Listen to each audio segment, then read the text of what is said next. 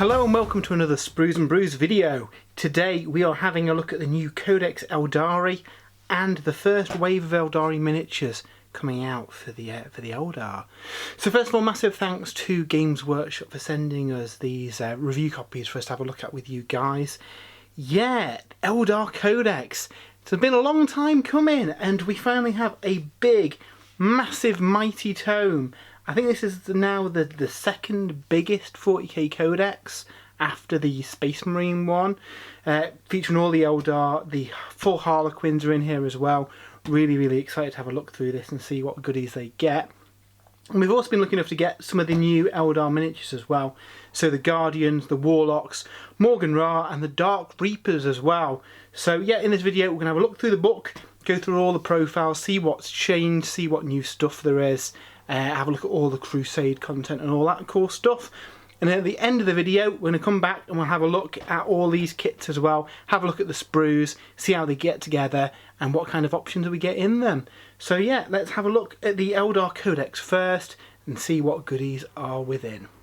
So let's have a look at the new Codex Eldari. So first of all, this is an absolute beast, clocking at 200 pages.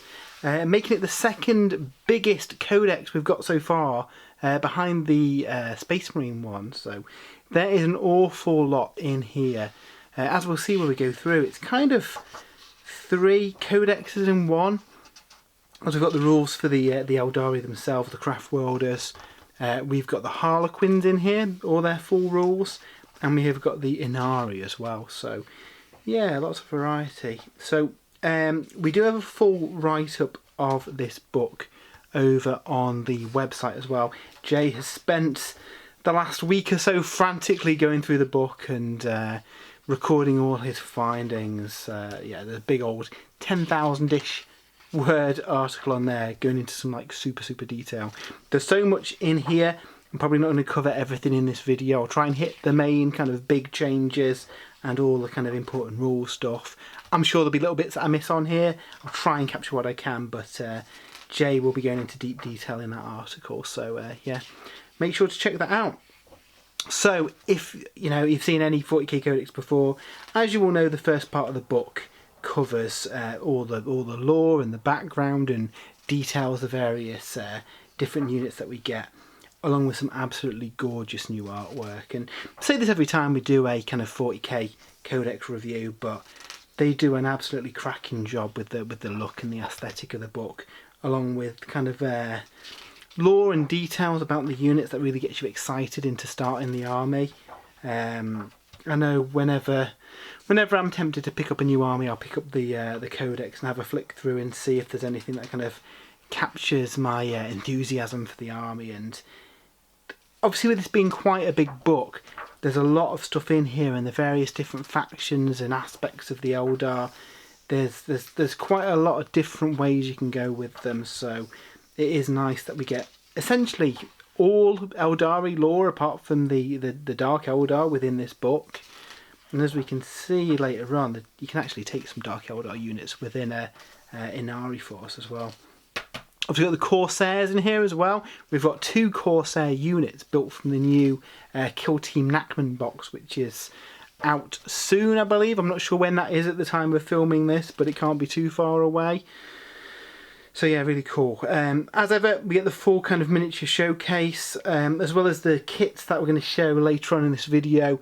There are a few other new kits coming out for the Eldar as well, such as the absolutely gorgeous new Avatar. So yeah, as ever, we get all the kind of painted examples in here. Sadly, they've not been able to update every kit. There are a few older ones like the Warp Spiders and the Striking Scorpions, who are maybe looking a little bit dated perhaps, compared to some of the other more recent Eldar kits. But on the whole, we've got an awful lot of plastic kits now and some absolutely gorgeous kits as well. I can't wait to see this new Avatar of Khaine. He just looks incredible. Cannot wait. I don't play Eldar personally, but I'm tempted to paint up one of those just because they look cool. I know resident Eldar expert Jay is very excited about all of this and expanding his force to the point where he's actually started a new craft world. He wanted to take the opportunity of using the new models to create a new craft world of his own. So yeah, I can see a lot of people doing that with the new models. These guys are absolutely gorgeous. I'm looking forward to picking up this Kill Team box, because while I don't do an Eldar army, I'd be tempted to do a little Eldar pirate force, because I think that'd be really cool. Yeah, I really like the look of these. So yeah, but onto the bit that we're all excited about, the rules themselves. So like I say, this is a really, really big book. It covers essentially 3 armies in one, and has all the data sheets to cover all those, along with kind of unique army build mechanics and stratagems and warlord traits and all that kind of stuff for each of those individual factions as well. So like I say, I probably will miss bits as we're going through this, but I'll try and cover the kind of key parts. Before we go on, first of all, I just want to give a call out to the new Combat Patrol. Again, at the time of recording, I don't know when this is due out, but it looks a really good box. They've bumped the price of the Combat Patrols, but they've bumped the content as well. So I guess the logic is, with that box you get a starter army, and you really do in the form of this one. You get 6 jet bikes, a unit of the new Guardians, a Farseer and a Wraith Lord, which looks like a really, really nice kind of starting army.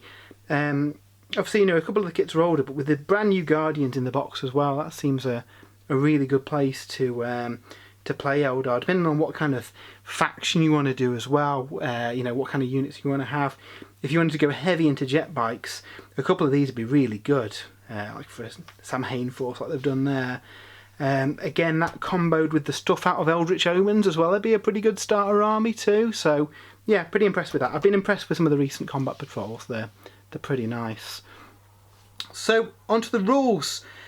First thing we see is the Harlequins. You can take a detachment of them in any Ashtarani army, so that's your kind of Craftworld Eldar army, or any Drukhari army as well, which is cool. So if you've got an existing Drukhari force, you could take a detachment of Harlequins as part of your army. Obviously with the recent rules to kind of stop soup, that doesn't apply here, because technically it's a different army. It's got the correct keywords to make that work. So yeah, pretty like that. Obviously if you wanted to, you could just do a pure Harlequin army as well, but the book gives you the option of doing that.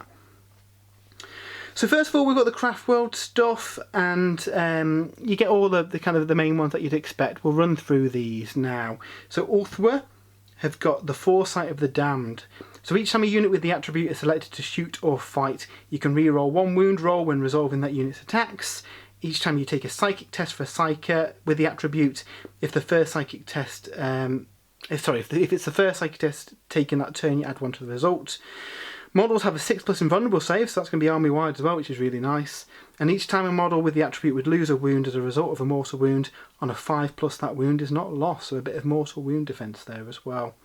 Their Warlord trait resolves around the Strands of Fate. We'll see that in a little bit, but essentially that lets you count any dice roll as a 6. There's some restrictions that we'll see, and these basically get an additional dice to do that. So they're pretty cool. We've got Elatok. They're kind of like the scouty, snipery kind of craft world. So Fieldcraft, every time a range attack is made against the unit with the attribute, if the attack is more than 12 inches away, they're treated as having the benefits of light cover. And each time an attack is made against an infantry or biker unit with that attribute and their inner terrain feature, if the attack is more than 12 inches away, then the unit with the attribute is treated as having the benefits of dense cover, and they ignore any or all move modifiers for their infantry as well. So yeah, really, really cool. Biel-Tan. I used to have a Biel-Tan army back in the day, back in 2nd edition when I did play Eldar. They've got the Sword Wind attribute. Every time a unit with the attribute makes a battle focus move, which again we'll see in a little bit when we get to the army rules, but that is the ability to kind of like move after shooting, which is pretty cool. Treat a roll as 1 or 2 as a 3, so they're going to move a minimum of 3 inches when they do those moves. And each time a unit with the attribute is selected to shoot or fight, you can reroll 1 hit dice when resolving the unit's attacks. Again, pretty nice. We've got a Yandin. So every time a combat attrition test is made for a unit with the attribute, add 1 to the combat attrition test. And each time an attack is allocated to a model with the attribute, if the attack has an armor penetration characteristic of -1 or -2, worse than the armor penetration by 1, so basically it reduces incoming AP, which is cool. Samhain, Wild Host, you can reroll charge rolls made for the unit with the attributes.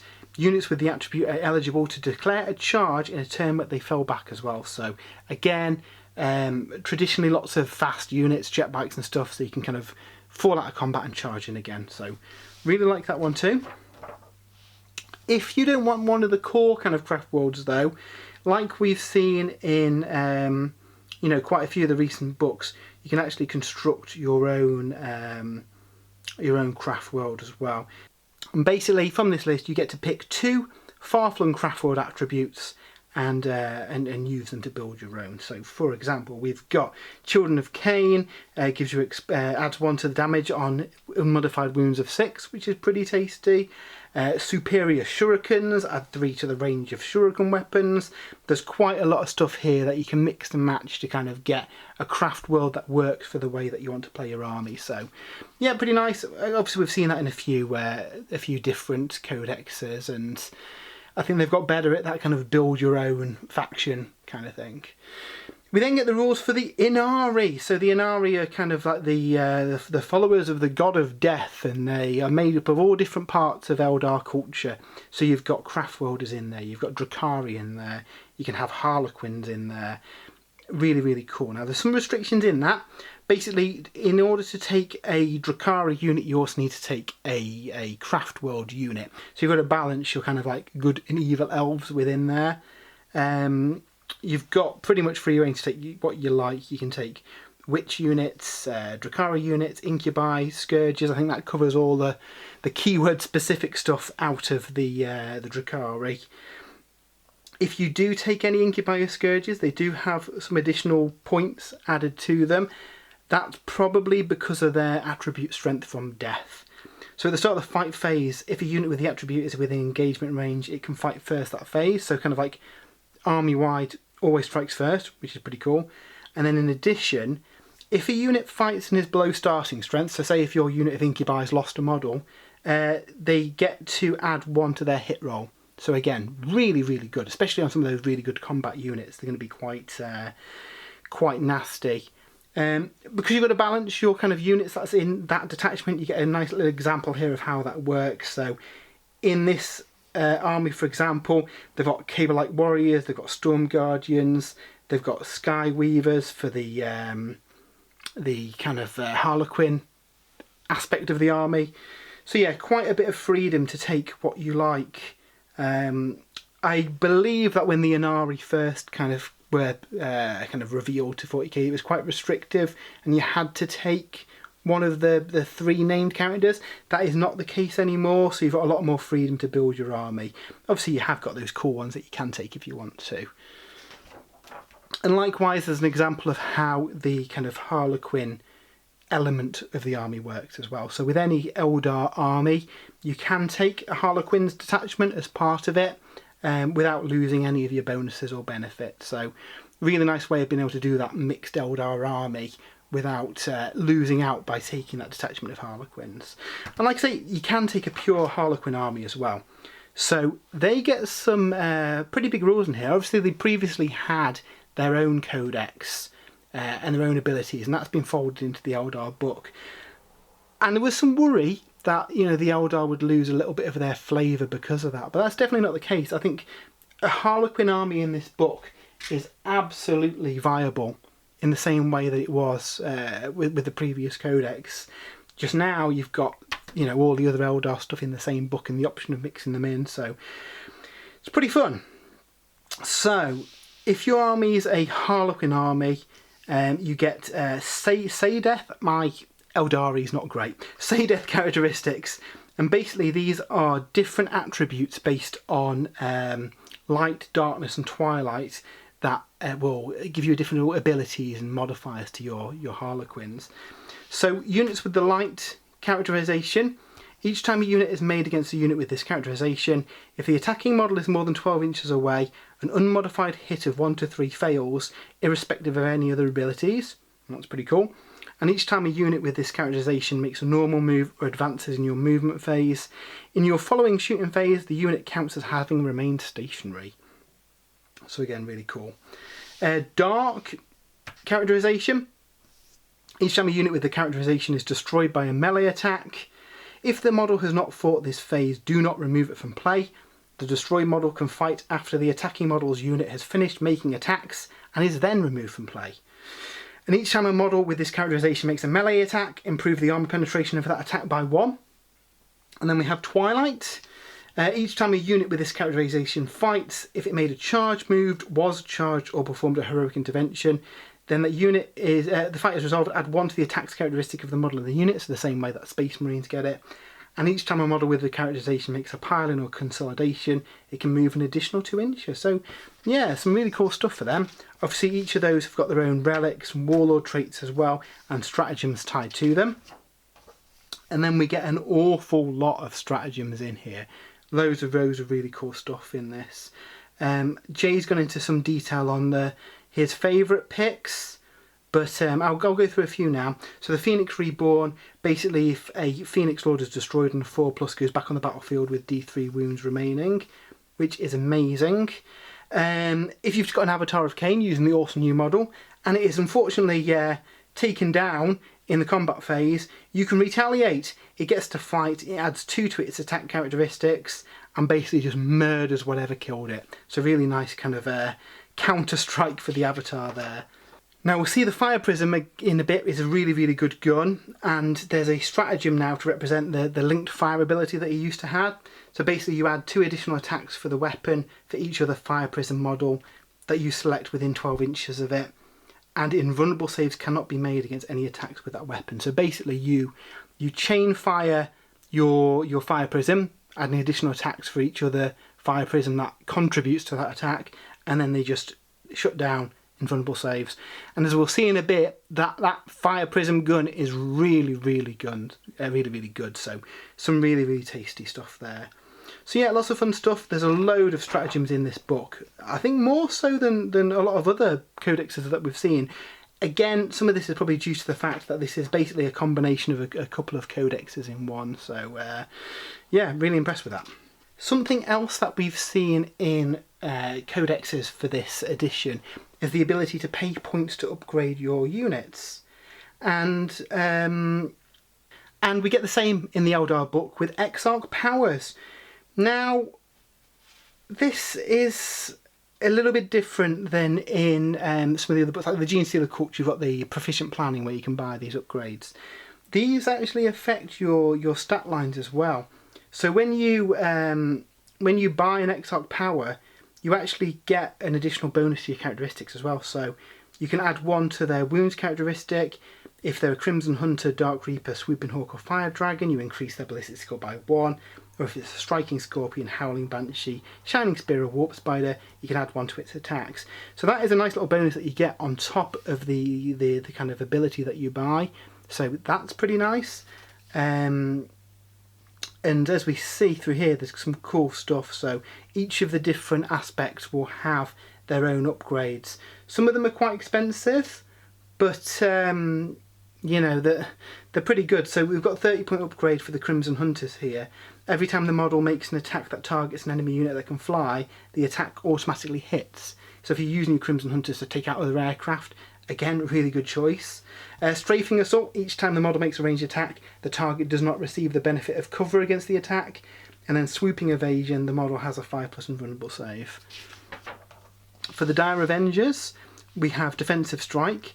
In your shooting phase, while the unit contains a Dire Avenger Exarch, and that is the whole unit as long as the Exarch's there, models in the unit can make attacks with ranged weapons even when this unit is within engagement range of other enemy models.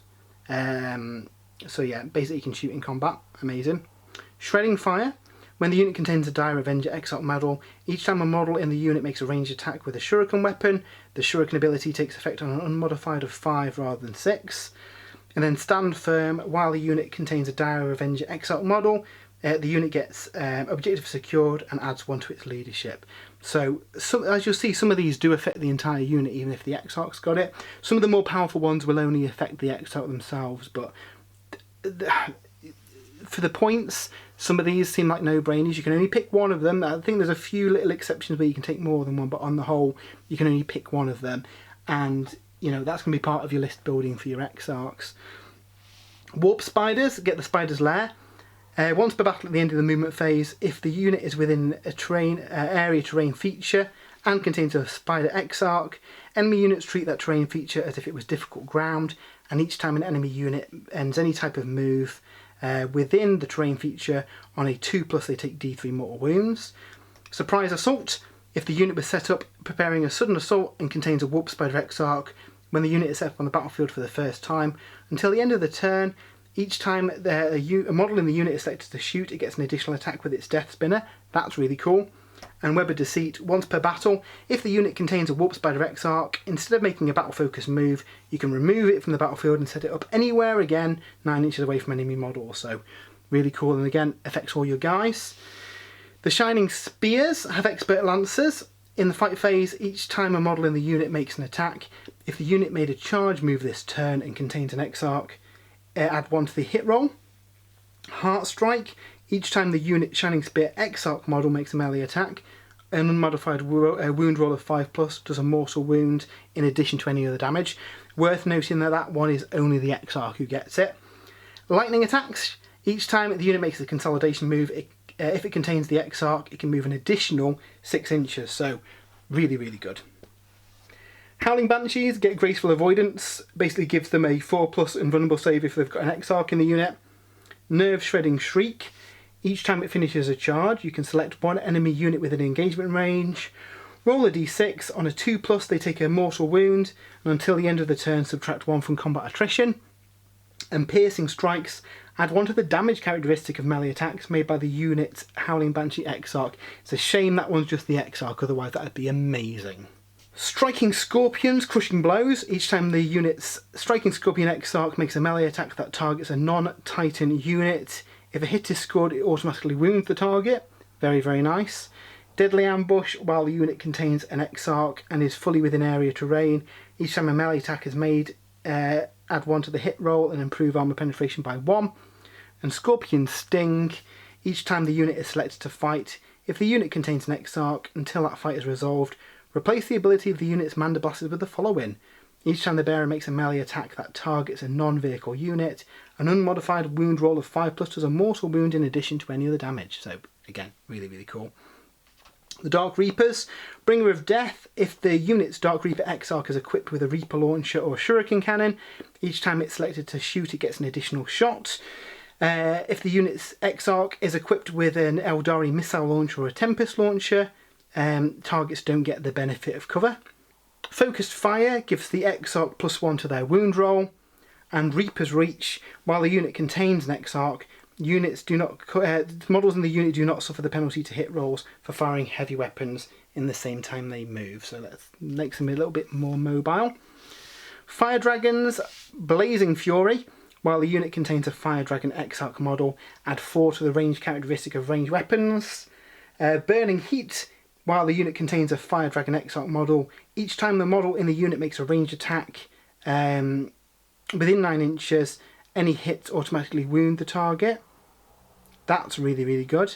And Dragon's Bite, each time the unit's Fire Dragon Exarch makes a ranged attack that targets a vehicle or monster that is within half range, then if the attack's made with a Dragon Fusion Gun or Fire Pike, add 2 to the damage, and if it's made with a Dragon's Breath Flamer, add 1 to the damage, and you can reroll the wound roll, so pretty cool. And then Swooping Hawks, Rapid Redeployment, while the unit contains a Exarch, it can shoot in a turn it fell back. Suppressing Fire, after the unit is shot, you can select one enemy unit that was the target of a ranged attack. Roll 3d6.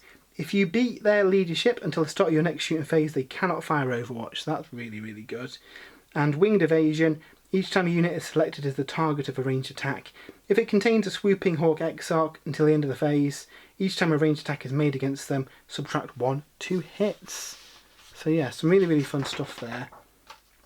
Now we get similar with the Harlequins as well, where you get some specific upgrades you can buy for them too.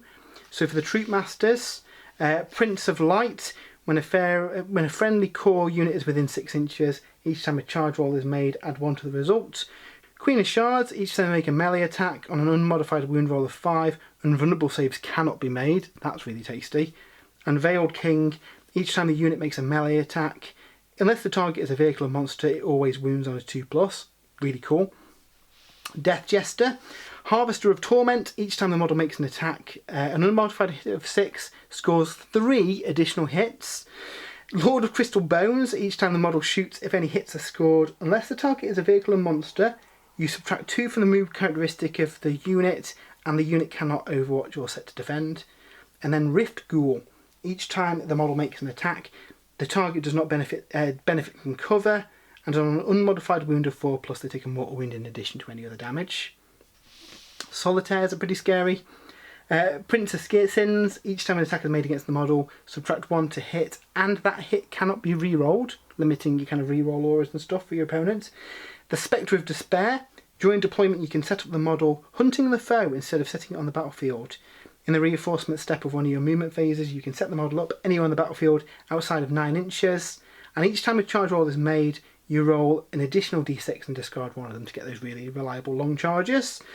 Thirsting Darkness, every time they advance, they just move 6 inches, and they pile in an additional 3 inches.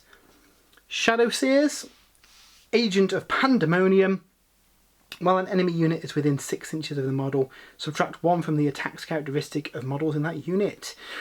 Gloom Spider, in your command phase, select an enemy unit within 12 inches of the model. Until the start of your next command phase, enemy units cannot benefit from the enemy's unit's aura abilities. And then Mirror Architect, while a friendly unit is within 6 inches of the model, each time an enemy unit is selected to shoot, when measuring the range, they count as being an extra 6 inches away. So yeah, really cool. As with other recent books, you also get some secondary objectives. This is split between some just for the Eldar proper, and then some for the Harlequins as well. So obviously with the updates in the latest chapter approved, you can only take a maximum of 1 from a book, but yeah, you've got a lot of cool options here for secondary objectives. We also get a load of relics as well. Again, quite a few listed here. Again, in the article on the website, Jay's going to go into kind of some of his favourite ones in a bit of detail here, but there's some really nice stuff, particularly like Crescendo, which is a pistol with 6 shots, strength 4, AP -3 and damage 2. So yeah, potentially some Harlequin shenanigans to be done with that. Again, Warlord traits for the army are kind of split between you know, where they come from, whether they're Eldar proper or Harlequins. So we've got Ambush of Blades. In your command phase, select a friendly Craftworld core or Craftworld character within 9 inches of the Warlord. Until the start of your next command phase, each time a model in the unit makes a melee attack, improve the armor penetration by 1. Walker of Many Paths, once per turn you can reroll 1 hit roll, 1 wound roll or 1 damage roll made for the Warlord.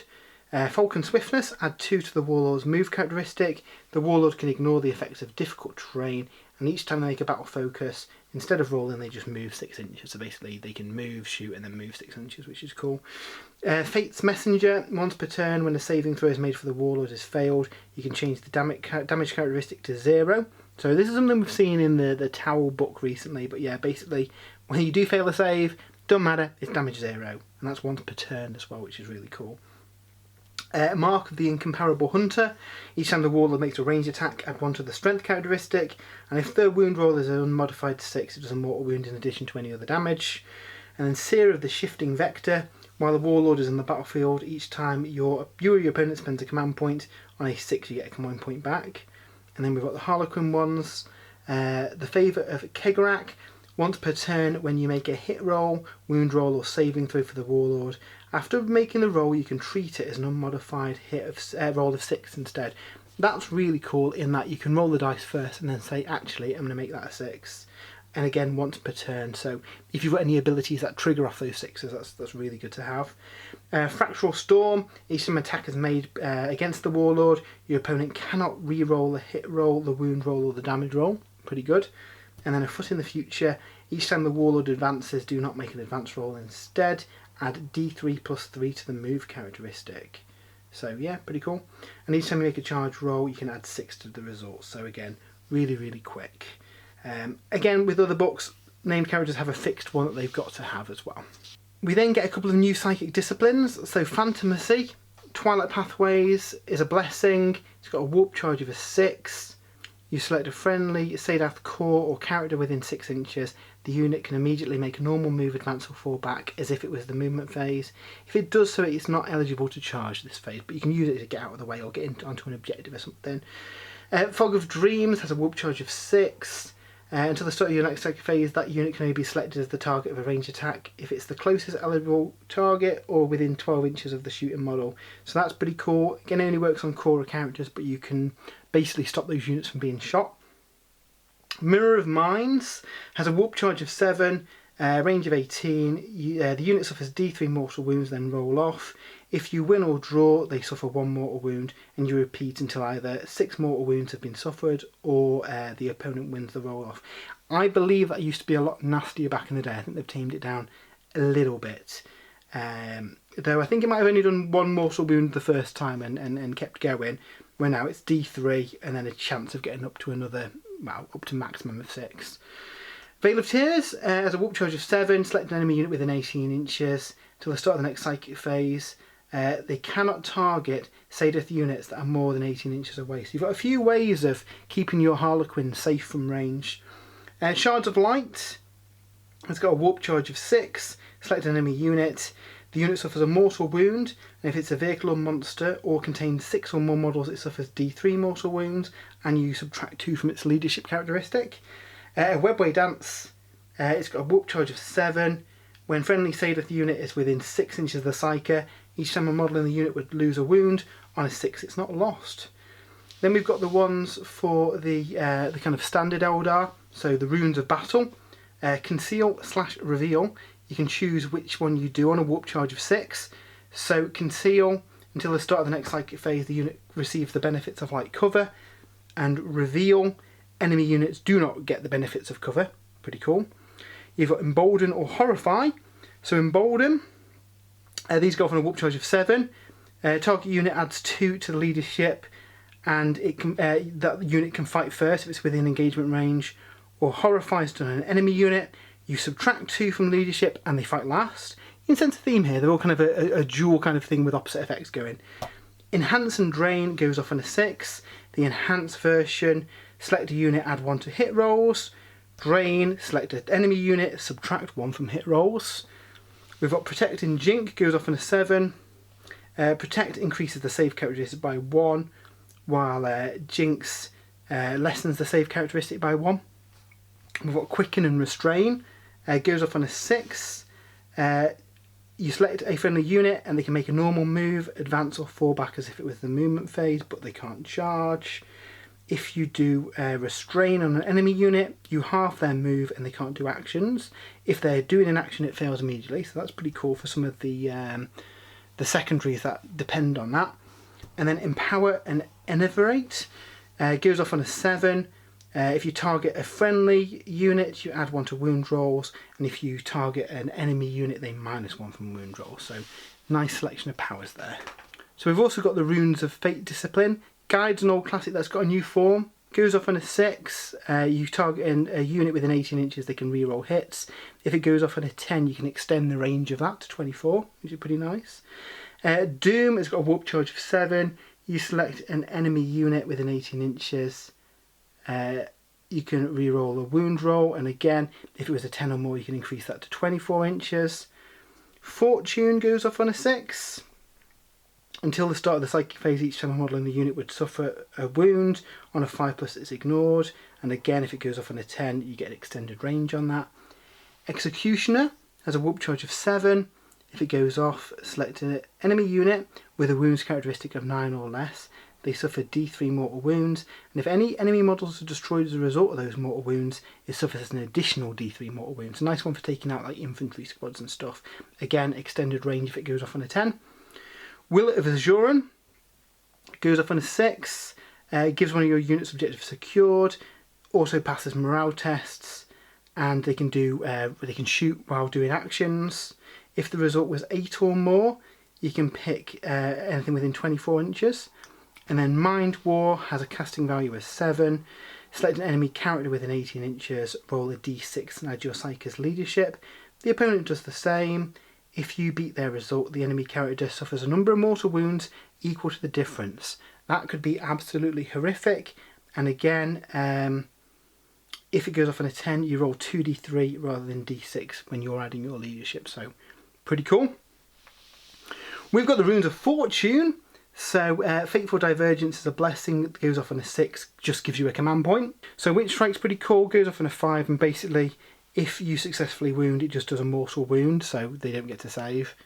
Ghost Walk goes off on a 5, select a friendly Asherini core or character within 12 inches, and you add 2 to their charge rolls. Crushing Orbs of Witchfire goes off on a 6, select an enemy unit within 18 inches. Roll 3d6, adding 2 to the result if it's a vehicle or monster. Each 4 does a mortal wound. Focus Will goes off on a 6. You select a friendly Psyker. Until the end of the Psychic phase, add 2 to Psychic tests and deny the Witch tests. Again, a way of buffing up your other Psychers. And Impair Senses goes off on a 6. Select an enemy unit within 18 inches, and it turns off their aura ability. So really, really nice. And then we've got the Revenant ones. These are the Inari psychic powers. So Gaze of Enid, it goes off on a 6, it has an 18-inch range. Roll 1d6, subtracting 2 from the result if it had a starting strength of 1. On a 1 or less, the unit suffers a mortal wound. On a 2 to 5, it suffers d3 mortal wounds. And on a 6, it's d6 mortal wounds. That's pretty nice. Storm of Whispers, it's got a charge of 6. You roll 3d6 for each enemy unit within 9 inches. Each 4 plus is a mortal wound, which is pretty cool. Word of the Phoenix has a warp charge of 6, selected friendly Inari infantry, excluding constructs, within 6 inches of the Psyker. One of the model's destroyed units, or d3 if its troops are added back, with their full wounds remaining. So that's pretty cool. It's not locked to core or anything as well, so you can bring back your aspect warriors and the like with it, which is fun. Unbind Souls has a warp charge of 6. You select an enemy unit within 18 inches. Each time an Inari model from your army makes a melee attack, an unmodified hit of 6 automatically wounds. We've got the Shield of Enid, warp charge of 6. Select a friendly Inari unit within 12 inches. It gives them a 4+ invulnerable save.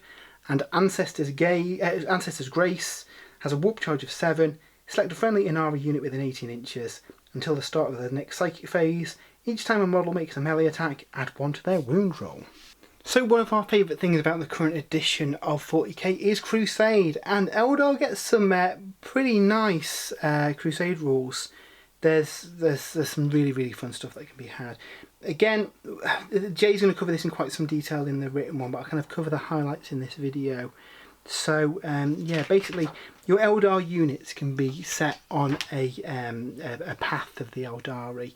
There's various different paths that they can follow, and as they do certain conditions, so when they fight battles, when they destroy units, when they use various things that they can do for each of the paths, they will get path points, and they can use those to move up to the various steps of the path. Once you reach the final step, you're locked into it, but you've got quite a lot of potential to do a couple of steps, then shift to another path, and then do a few more, then shift to another one. So really, really fun. It really captures the kind of flavour of these Eldar, training in the different aspects of the Eldar, so really, really like that. But we also get Crusade stuff for the other flavours of Eldar as well. So Enid are basically trying to collect souls, and they can spend soul points to get different abilities. That's more similar to some of the previous kind of Crusade stuff that we've seen for other armies. What I really like though is the Harlequin stuff, so grand performances.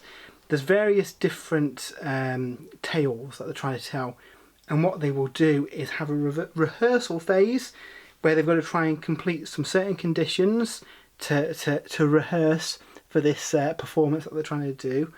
And then you have the grand performance phase, that once they've met those conditions, they're trying to do various things to gain accolade points, which they then use later on to buy different bonuses.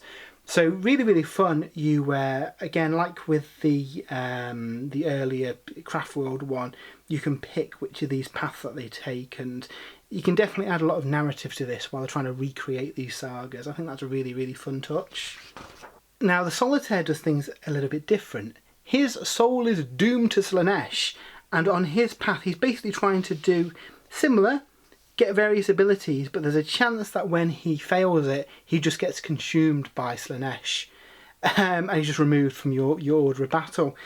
Now the twist is, the stronger that he gets, the more of these abilities that he gains, the easier that it is for Slaanesh to eat him.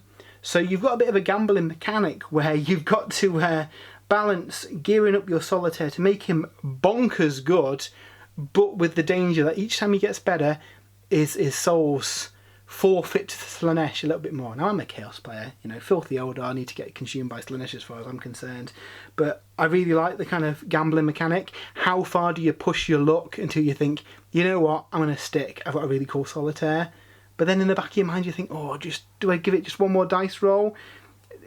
Knowing that it's getting more and more likely that he's going to fail that test and end up getting destroyed. So yeah, really, really fun. Like with the other Crusade stuff, you've got unique battle traits that you can pick up, you've got unique relics that you can pick up, and again there's stuff for the Inari, there's stuff for the Harlequins and Eldari. So yeah, again, with this being essentially 3 books in one, you've got quite a lot of freedom of what you do there. And then as ever in the last few books, we get a nice shot of one of the studio's own Crusade armies. So we see Darren Latham's Ulthwer Force, which looks really, really pretty. So onto the army abilities. Now a couple of these we've kind of brushed over while we've been going through the book, but Battle Focus is there, represents how quick and agile the Eldar are.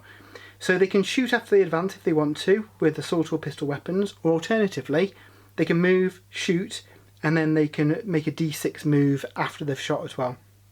And obviously we've seen there's some abilities in the book that let a unit move 6 inches.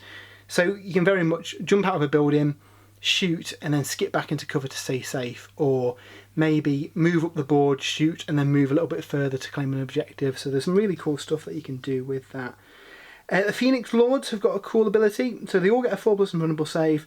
They can all only suffer a maximum of 3 wounds each phase as well, which gives them a little bit of durability. Now, you know, they haven't got tons and tons of wounds, so they're not going to be surviving everything with that, but it does limit some of those multi-damage weapons against them.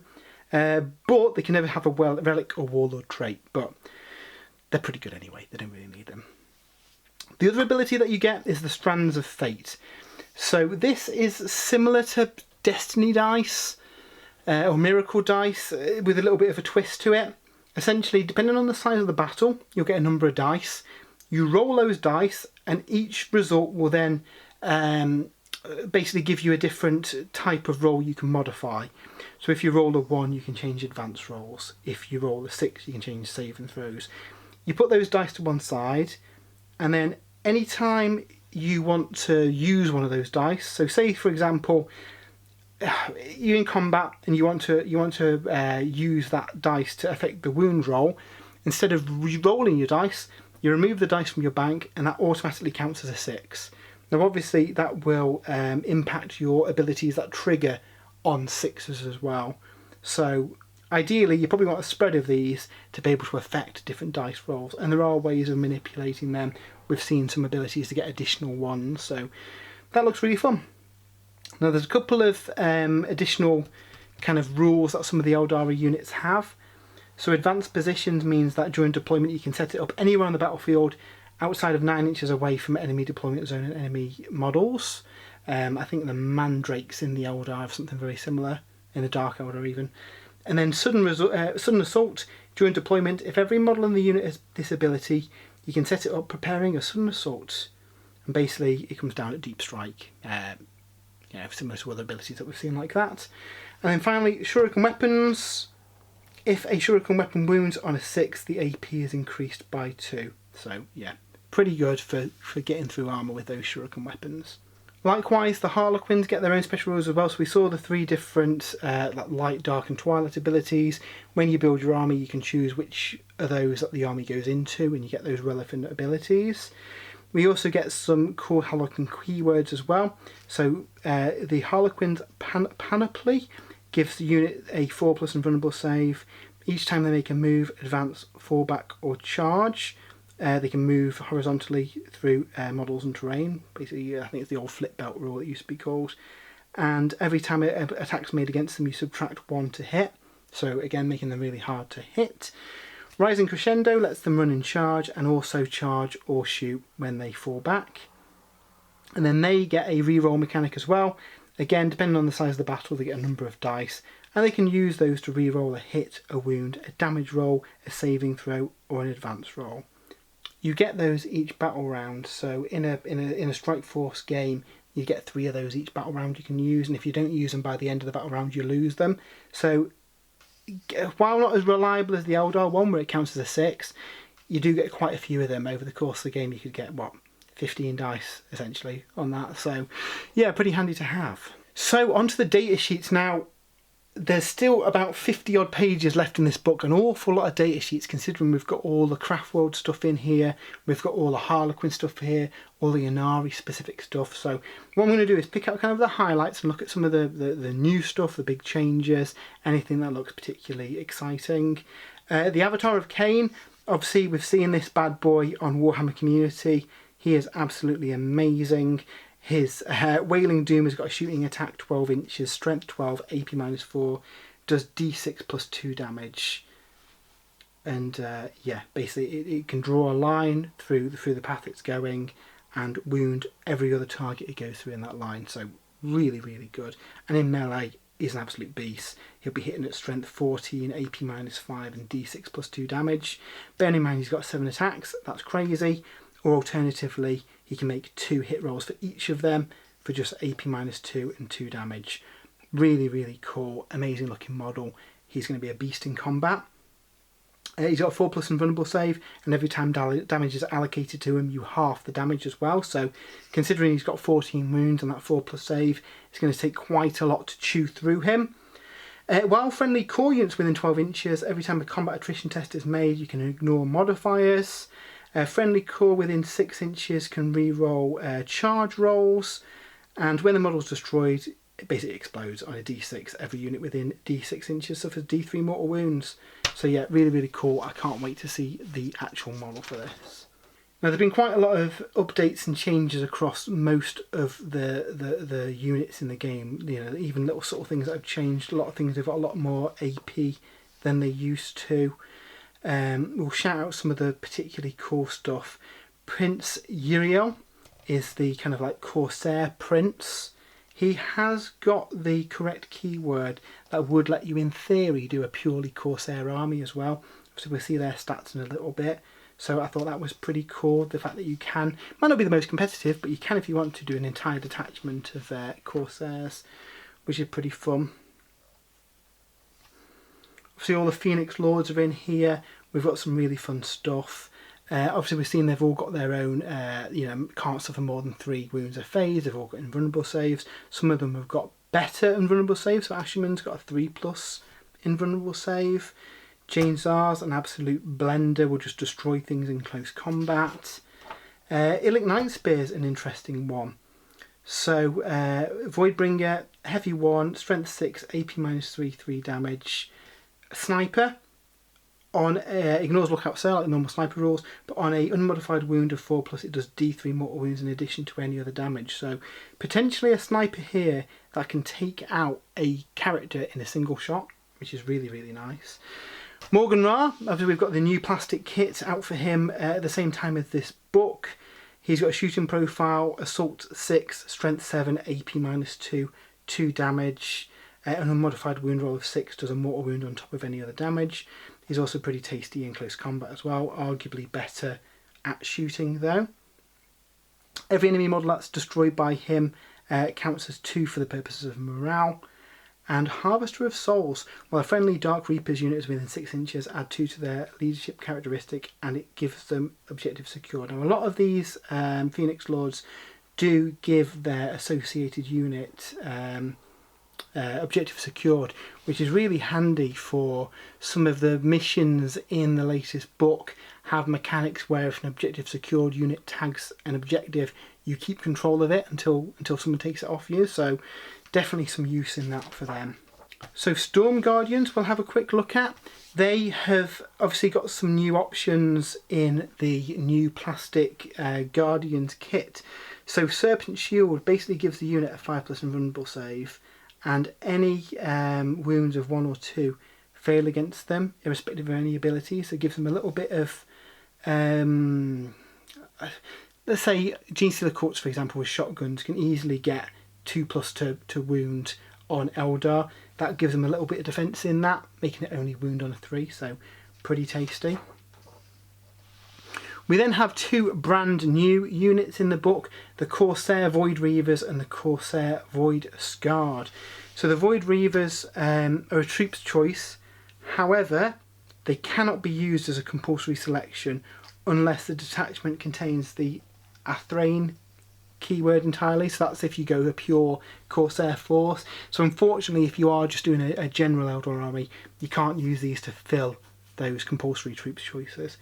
But yeah, they look pretty cool. They've got a nice selection of weapons that are like a blend of the best Drukhari stuff and the best Eldar stuff. As you've got blasters, which are strength 4, AP -4, D6 damage. Neuro Disruptor pistols, strength 6, AP -3. If a hit is scored unless it's a vehicle, it takes a mortal wound and the attack sequence ends. That's pretty tasty. You can give them Wraith Cannons. Every time they make an attack, an unmodified 6 automatically wounds the target as well. So yeah, they're pretty cool, and the models look absolutely gorgeous. Now, if you want to, you can build that unit as an elite unit, the Corsair Void Scarred. So this will take advantage of all those kill team specific parts within the kit to give them a few more different options. So for example, you can have a Shade Runner within the unit, and that means each time the unit finishes a charge move, you select an enemy unit within engagement range. On a 2 to 5 they take a mortal wound, on a 6 they suffer 2 mortal wounds. You can give them a Psyker in the unit as well. So I forget what he's called, a Wayseeker, sorry. Again, using the parts from the kill team kit to basically put a Psyker within your elite pirate unit. Yeah, it is really cool. I like that you've got the 2 different builds. I'd kind of like to see a few more Corsair units added in future, so you can do a full thematic piratey army. I think they might be quite fun to paint up and customise and look quite unique, because I guess they wouldn't necessarily look like the rest of your kind of more structured army, because these guys are the random so-and-sos that I come in to help mercenary style. So yeah, like I say, won't go into every single unit here, but quite a lot of stuff has been updated and changed. So Fire Dragons, for example, are now strength 9, AP -4, D6 +2 damage. Really, really scary. Howling Banshees are horrific, terrifying things in close combat as well. So Mirror Sword +1 strength, AP -3, 1 damage. Every attack does 2 hits instead of 1. The Banshee Masks can still shut down Overwatch, so they're still really, really nice. Wraith Blades are still really tasty. So with their Ghost Axes +2 strength, AP -3, 2 damage. Or give them the swords, it's only +1 strength and 1 damage. However, they get additional attacks with the weapon. Both them and the Wraithguard have got 3 wounds now, and have got a similar rule that we see on the Dreadnoughts and the like, where you subtract 1 damage from them, making them quite hard to chew through, considering they've got a 3+ save as well. So yeah, some really, really fun stuff there. Warp Spiders deserve a bit of a shout out. They're pretty cool. I really like these, especially since one of the Exarch ability I think gives them extra shots with the guns as well.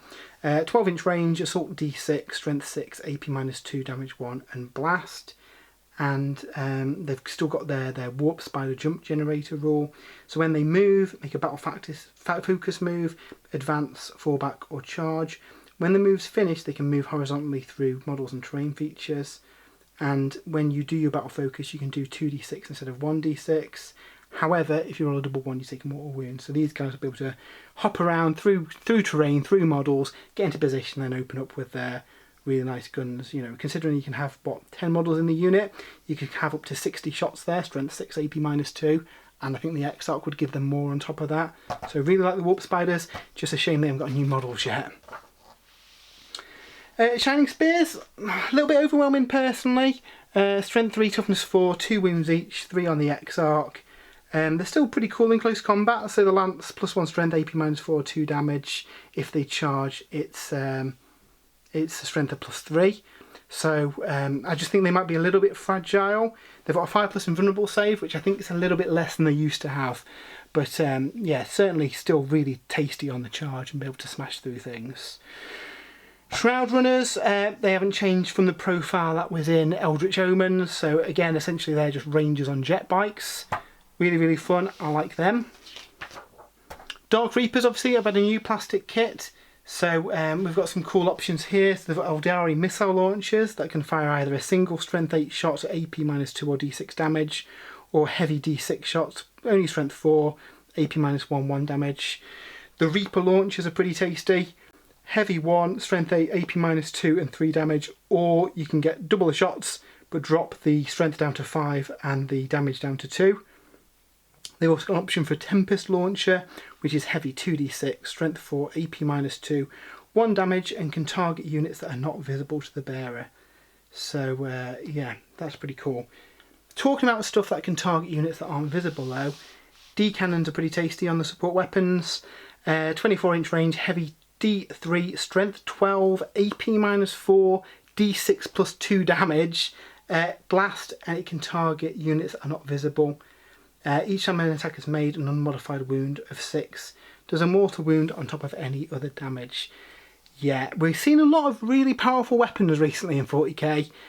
They scare me. I mean, there's other stuff in here that's even more terrifying than that, but yeah, they do concern me a little bit. So Falcon, obviously, like I say, a lot of these weapons have had tweaks in the damage. A lot of stuff generally does more damage, has got more AP, can chew through stuff a lot better than it used to. The Night Spinner is really, really good as well. Again, it can shoot things that you can't see. Heavy 2d6, strength 7, AP -2, 2 damage again. So there's a lot of really brutal weaponry in this book. The Fire Prism. Now, obviously, we saw that stratagem earlier on that lets you get additional shots and ignore invulnerable saves. Yeah, there's reason to be concerned about that. So when you fire it, you can fire it either focused or dispersed. If you fire it focused, it's heavy 2. Now obviously that could go up to heavy 6 if you use that stratagem that we saw earlier. Strength 14, AP -5, 3d3 damage. Turning off invulnerable saves with that is pretty scary. Yeah, that could tear a hole in a lot of things.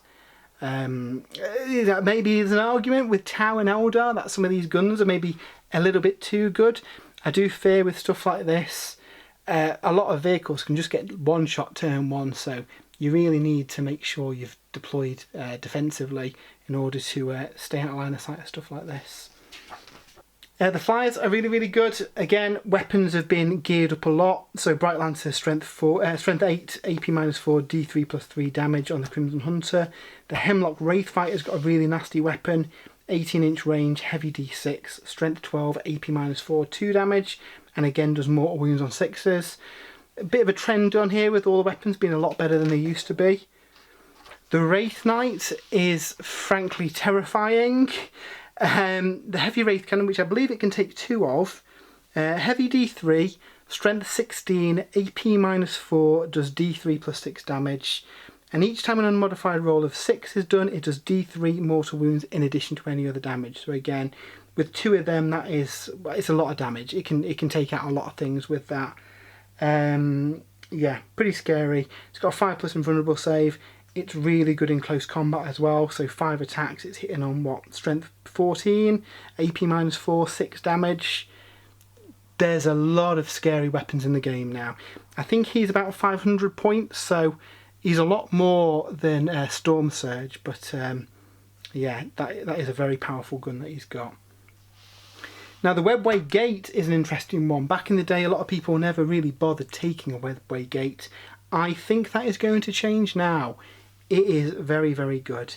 So during deployment, when you set up the unit, it can be set up anywhere on the battlefield more than 12 inches away from the enemy deployment zone and enemy models. So basically you put it down 12 inches away from their deployment zone. When you bring in units from reserve, if they come in through this gate, they can be set within 9 inches of enemy units. And if they do so, they count as having charged as well. So that is crazy good. So if you stick this in the middle of the board, or you know, in a nice tactical position where you can get to things, the opponent's going to have to be really careful that they don't get within 6 inches of this, because they're going to end up with a unit of Eldar in their face that can't be overwatched, go straight in. You know, we've talked about the Wraith Knight being quite nasty, him being able to just skip his way onto the battlefield straight into combat with something without having to weather the fire of those various nasty tower weapons that we've talked about is quite terrifying. I think this is only about 80 points as well, so I can see a lot of Eldar players squeezing one in that list, because that is a really, really strong ability. So next up in the book we get the Harlequin profiles. Again, these have changed quite a lot. The biggest change really with the Harlequins is how a lot of their weapons have been consolidated into a single kind of profile. They've all got the same kind of stats, so +1 strength, AP -2 damage. The way it works now is that there's stratagems that interact with those to give them different abilities. And the way the stratagems are worded means that if you've got a variety of weapons within the unit, you're able to use all of them. And then it's a case of, obviously, when you come to remove those, you've got to be careful which ones you take out. So, yeah, they're pretty cool. I quite like the Harlequins. I think you do some really fun kind of pure Harlequin armies with this. Obviously, all the units that were previously available are in here as well. Again, there's some pretty fun stuff in here. So let's have a look at the Skyweavers. Their cannon is heavy D3 +1, strength 3, AP -3, D3 damage, but a unmodified wound of 4+ is always successful, and an unmodified wound of 6 does D3 mortal wounds in addition to any other damage. Really, really cool. The -1 to hit them. They've got Mirage launchers, which basically means that when you shoot them you cannot reroll the hits as well. So lots of fun stuff that kind of like manipulates what the enemy's doing and limiting what they can put through to you. Equally, we also get the Inari units in here as well. So with Rain, her sword is strength +1, AP -3, 2 damage. An unmodified hit of 6 does 2 mortal wounds and the attack sequence ends. She's got a 4+ invulnerable save. Unmodified wounds of 1 to 3 always fail against her. Each time another Eldari model within 6 inches is destroyed.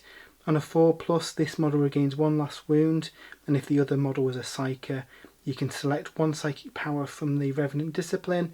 Until the end of the battle, it knows this power as well. So basically it can keep gathering psychic powers when your friendly Psykers die. And with her little Eldar cat thing, the Gyrinx, she can re-roll psychic tests as well. So really, really cool. We've got the Viziarch, who's the more kind of like Drakari looking guy. He's +2 strength, AP -4, 2 damage.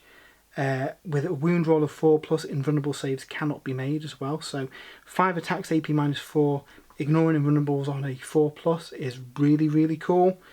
Champion of Enid, each time another Eldari model within 6 inches is destroyed, on a 4+ he regains a wound. And if it was a character, he adds 1 to his attacks characteristic. So again, pretty scary. Warden of Yvraine, if the army is battle forged, if it includes Yvraine, the model can be included in that detachment without taking up a battlefield slot, and while he's within 3 inches of her, she can't be targeted. Again, really, really cool. And that'll overrule some of the things that ignore Lookout Sir, making her quite safe. And then we get to the Incarn. The Incarn is pretty good. So it's got an attack which is 6 inches, Assault D6, Strength 7, AP -2, 1 damaged. It automatically hits its target. It can do that against every eligible unit within 6 inches. Really, really cool. Its sword equally is pretty good. It's got 6 attacks. Strength +4, AP -4, D3 +3 damage. Invulnerable saves cannot be made against it.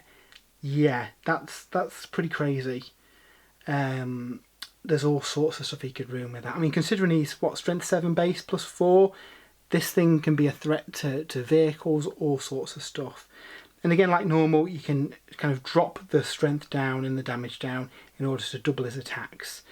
Again, AP -4, it doesn't get the ignore invulnerable saves if you do the sweeping blow though, so that's something to bear in mind.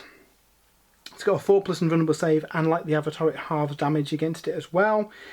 Friendly core Inari units within 12 inches basically ignore modifiers for combat attrition. During deployment, you can set it up waiting instead of on the battlefield. If you do, when another unit is destroyed, before removing the last model, you can set up this within an inch of that model. If the model is on the battlefield when another unit is destroyed, it can teleport there as well. So I think it has something very similar to its original rules. Basically, as units die, this thing can kind of jump around the battlefield, which is really, really cool. And again, when it dies on its 6, it explodes, doing mortal wounds to stuff. It's got psychic powers as well. Yeah, I really, really like this. I think that's going to be pretty strong. I think an Inari army could be pretty interesting to do as well with this book. Obviously, we've got new incubi models you could take in there. You've got the advantage of that you can take quite a blend of different Eldar units, which is really fun. And then, as ever, we get a comprehensive kind of glossary section at the back covering all the various weapon profiles. And the points, obviously, brand new book. We've got you know, a lot of these profiles have changed, so hence the points here are going to be quite different. Some stuff is pretty cheap. Like I say, the Webway Gate seems like an absolute bargain to take for the price. The Wraith Knight, while very, very powerful, is quite expensive if you kit it out. You're paying points for your Exarch powers as well. So that is, those really powerful ones that we looked at earlier in the video, you are paying points for that. So if anyone's able to take out the Exarch, obviously your unit's going to lose the benefits of them as well. Harlequin seem really good as well. Obviously the way the weapons work is a little bit different than they do in the current book, but I quite like it. You've got, from a ease of play, they've got the same stats, they've got the same AP, they've got the same damage. The only thing that interacts with them is the stratagems. Obviously they do cost different points because some of the stratagems are stronger than others as well. So yeah, pretty cool. I really like this book. I think, yes, there's some stuff that's very powerful. However, I think with all the different options that you've got in here, it's going to be quite nice to see quite a few different looking Eldar lists. You know, do you go full craft worlds? Do you go craft worlds with a bit of Harlequins on the side? Do you go pure Harlequins? Do you go Inari? And all those different builds are completely viable in this book, which is a really, really good thing. I hope that we see kind of more kind of big consolidated books like this. Say that when Demons come out, I hope they get the kind of options and variety and variations you can do on here. I think they've really kind of made sure that this is kind of, you can make the Eldar army that you want to take rather than being forced to take certain units, because let's face it, a lot of the profiles have improved across the board. A lot of the kind of army abilities have improved. If you favour a particular aspect, you can go all in on that and make your aspect warriors objective secured if you want to do that. Really, really nice to see the kind of freedom here. My only kind of concern is obviously with this and the Tau, we have got a lot of weapons that are absolutely devastating now, and some of those older armies might kind of struggle against that kind of stuff. Again, this will be a case of seeing how the next few releases go and how things balance. For example, Imperial Knights, Chaos Knights are going to struggle against some of those weapons that can just take out a knight in a single shot. Hopefully by the time those books come out, they've got some innate defences to stop those kind of really lucky shots. But yeah, on the whole, really, really cool book. If you collect any flavour of Eldar, you want to add it to the collection. Now obviously this isn't the only thing out to date. We've also got some plastic kits as well, so we'll take a look at those next. So as cool as the Codex Eldari book is, that's not everything that's up for pre-order today. So we've also got 4 new kits. I think there's going to be another wave of these following probably next week. But we do have the new Guardians, the Warlocks, the Dark Reapers, and Morgan Ra. So what we're going to do is have a look at each of these sets and see what they look like. So let us start with the Guardians. So yeah, we've had a few plastic Eldar Guardian kits over the years, and Games Workshop brought a new one alongside the new book, updating them, modernising and giving them a few new options in here as well. So let's crack these open and have a look what is in this set. So first of all, we get the same transfer sheet that we saw in the Eldritch Omens box. I assume this is going to come in all of the Eldar kits. Move the bases out of the way and we'll have a look at the instructions in a little bit. What we'll do is have a look at the sprues first. So already on here you can see that you get the weapon platform. And I believe this has got a couple of new options on it as well. So there's options for like a shield generator. We'll see that in the instructions in a little bit when we get to that. But obviously all your weapon options there for your weapon platform. Again, really, really nice kit. Yeah, big improvement from the previous one. As you can see, we've also got the close combat options as well for the Eldar as well. So that, I believe, in the past was a metal or resin upgrade for the old Guardian kit. So nice that it's included on the frame. We then get a big old frame of weapons. Again, lots of different stuff that you can equip these with. Mixture of shuriken pistols, shuriken catapults, all sorts of stuff there. Even a few exotic looking grenades and stuff maybe. That's pretty nice. And then the final frame in this box is all the bodies, the backpacks, all that kind of stuff. And again, really, really nice. We actually get a selection of helmeted heads. I believe there's enough there for the whole kit. And then there's also a selection of heads without helmets as well. So whichever way you want to have your guys armoured, you know, if you want to do a Inari army maybe and have them all without helmets on, that might be a nice way of making the distinction. So yeah, they're really cool. We'll have a quick look at the instructions and see if there's anything to glean in here. So yeah, like we said earlier, you've got the option to do in the Storm Guardians with the close combat options, or just classic Guardian Defenders. And again, you get a lot of options, a lot of different heads. Really, really straightforward instructions as ever from Games Workshop. So nothing too difficult in putting these together. I imagine you can probably leave this modular.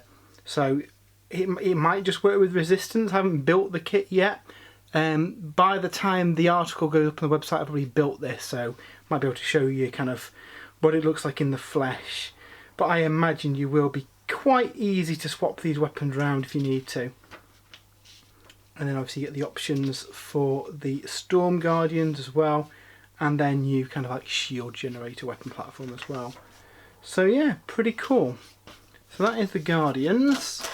The next kit we're going to look at are the Dark Reapers. So again, these, another one of the aspects, we've had metal and resin kits in the past, but this is the first plastic kit for the Dark Reapers.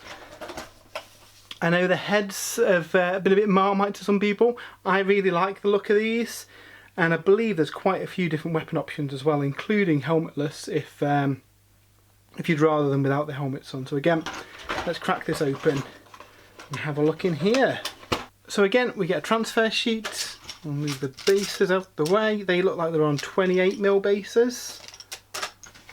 And have a quick look at the frame. So this is just a 3-part frame. And like with the other aspects, you actually get a little kind of like statue representing the aspect on there. So I really like that. That's cool. Again, really, really detailed kits. Some nice details on these. Yeah, they're really fun. And then we get the main sprue. Let's have a look. So yeah, I think there's quite a few different weapon options for these guys as well compared to what they had previously in the past. And quite a few different heads too. So yeah, some of the heads admittedly quite different than what we've had in the past. I quite like them myself. There's one somewhere with like a kind of a hood over their head. I think it's this one in the bottom corner here. He looks really nice. So yeah, so that is the Dark Reapers. So again, we'll have a quick look at the instructions to see how they go together. And again, if you've built any kits recently from Games Workshop, they are really, really easy to follow. So, I tell a lie, so maybe there aren't there are helmetless heads. There are a few options for the heads on here. So you do have some variety. Again with the weapons as well, looks like there's a few options there. So nice versatile kit with lots of different bits that you can pick, which is cool. Yeah, really like them, they look cool. Alongside the Dark Reapers we've got Morgan Ra. He is an amazing looking model. Looking really, really cool. Again, another old model that's kind of been updated and brought up to date with this new plastic range. So if we open this up and have a look inside. So he is on a single frame and he looks very, very cool. You've got that big scythed shuriken weapon. Nice detail that he's standing on, and all sorts of bone structure around his armour. We saw this in the kind of like New Year preview video that Games Workshop had, showing off some of the models coming in the year. And at first I thought this back piece was a Ossiarch Bone Reaper model. You know, some similarities, but obviously it's Morgan Ra. So yeah, very, very nice. I imagine this will look really cool when it's built up. Again, we'll have a quick glance over the instructions here. And again, there's not a load of pieces here, so it should be fairly straightforward to put together. Don't believe there's any optional parts on here, and he is on a 40mm base. So yeah, really cool. And then the final kit in this wave are the Warlocks. So yeah, this is a set of 2, and it looks like you can actually build them in 2 different ways, so that if you got a another box of these, you could make 4 unique looking Warlocks to make a bit of a Seer Council. So again, we'll open this up and have a look. So let's have a look. Again, another single frame with the options for the 2 Warlocks on here. But you get quite a few different options for the hands on each of these to make them look a bit distinct, which is a really nice option. It reminds me of some of the old character kits that we used to get back in the day, where you had quite a lot of customization options in order to build your characters. So this kind of harkens back to that, which is cool. And again, if we have a quick look at the instructions, again, looks like you have an option of a blade or a spear for one of them. There are 4 different heads, a couple of different hand options as well. So again, like I say, with 2 boxes you can have 4 distinct looking models, which is a nice way of doing it. I know a lot of old school Eldar players have probably got a couple of these already, but it's definitely nice for new players to be able to buy, you know, a couple of those sets and get 4 different looking ones. So yeah, really, really cool. So that was a look at the new Codex Eldari and the new plastic Eldar range for Warhammer 40,000. Yeah, really, really cool. I'm sure Eldar players everywhere will be really happy as well that we've finally got some brand new kits to replace some of the older stuff that maybe looks a little bit dated compared to the older parts of the range. We've got the Avatar, we've got the new Shining Spears on the way, so yeah, still lots of cool stuff to come for the Eldar. And obviously we've got those awesome looking Corsairs in the new Kill Team box as well, so stay tuned to the site and I'm sure we'll be seeing them in the near future. Once again, massive thanks to Games Workshop for sending us these early to review and share with you guys. Over on the website, spruesandbrews.com, Jay has done a full comprehensive write-up of this book, so really detailed review over on there if you want to read the review. He's also going to be working on building and painting these Eldar models as well, so hopefully by the time this video goes out we'll at least have a couple of these painted up to show you what they look like in the flesh. But yeah, really, really cool. I'm happy that the Eldar have had some love, and I'm excited to see what, you know, the other older ranges get. You know, we know Chaos will probably come in at some point this year. I think once all this stuff is out in the open, we might start to see what's in the future for the next couple of codexes as well. So I hope you've enjoyed this video. We do lots of unboxings and reviews and battle reports and all kind of stuff like that on here. So if you don't already, please give us a follow or subscribe. That'd be much appreciated. Until next time, have a great weekend and we'll see you later.